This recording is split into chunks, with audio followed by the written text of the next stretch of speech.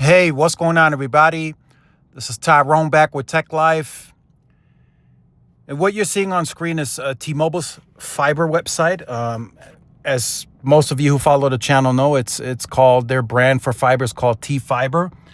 So I'll leave a link to it in the description. For those of you who may be new to the channel, haven't seen it, check it out. It'll be in the description below.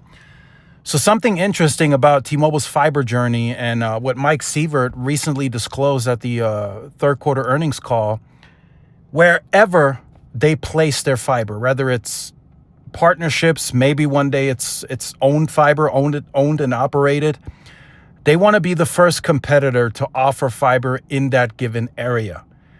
That gives us a lot of information. So, for an example, El Paso, Texas, AT&T, high fiber penetration. T-Mobile very likely won't bring their fiber here.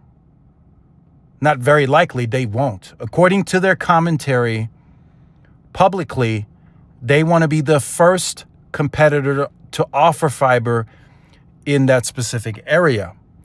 So they're only going to areas that have absolutely no fiber to offer. So areas where AT&T is expanding into or they already exist, very likely that, not very likely, T-Mobile's not going there, plain and simple. Excuse me. Just straightforward.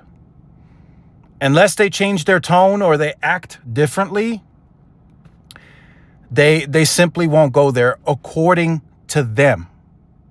That's according to them.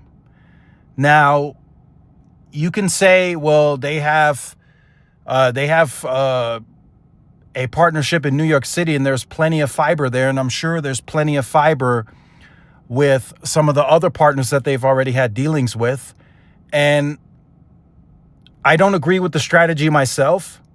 I want them to bring fiber competition to AT&T. So if AT&T is here in El Paso and they have a stronghold, so to speak, on fiber, then T-Mobile needs to come and compete, drive down pricing, take some share. There's plenty of competition. And there's also cable to compete against. FWA works for now, but 10, 20 years from now, 8K and everything else, I mean, FWA there's only so much to go around. They have to have tons and tons and tons of new spectrum coming in the pipeline for them to sustain the FWA momentum 10, 20 years from now, it's possible, but we have to see how that turns out. We don't have anything in the pipeline yet.